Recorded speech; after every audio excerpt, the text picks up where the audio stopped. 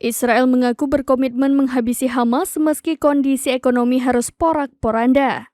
Hal itu diungkapkan Menteri Ekonomi dan Industri Israel Nir Barkat pada Senin 26 Februari 2024. Israel berambisi memenangkan perang di Gaza. Ekonomi Israel yang bernilai $500 miliar habis untuk perang di Gaza selama 4 bulan lebih. Sementara itu ribuan orang Israel meninggalkan pekerjaan mereka untuk bergabung dengan militer. Meski demikian, Nir Barkat menilai banyak pihak merupakan kandidat potensial untuk menggantikan Perdana Menteri Benjamin Netanyahu. Nir Barkat menegaskan keamanan nasional bukan hanya penting tapi juga vital untuk perekonomian Israel.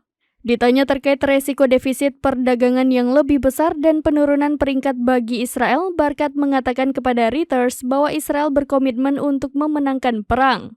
Israel mengatakan Israel telah menghadapi situasi yang lebih sulit di masa lalu. Barkat mengatakan Israel akan meminjam uang dalam jangka pendek. Pinjaman tersebut ditambah dengan dampak ekonomi akibat perang, akan meningkatkan rasio utang terhadap PDB yang merupakan ukuran kemampuan Israel membayar hutang dari 62% menjadi 70%, ujarnya.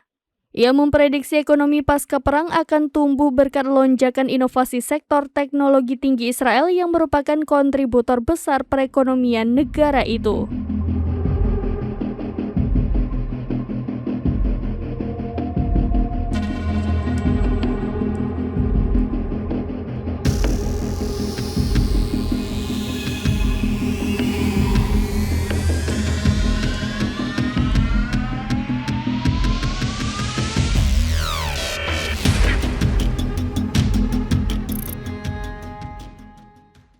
Download Tribun X sekarang, menghadirkan lokal menjadi Indonesia.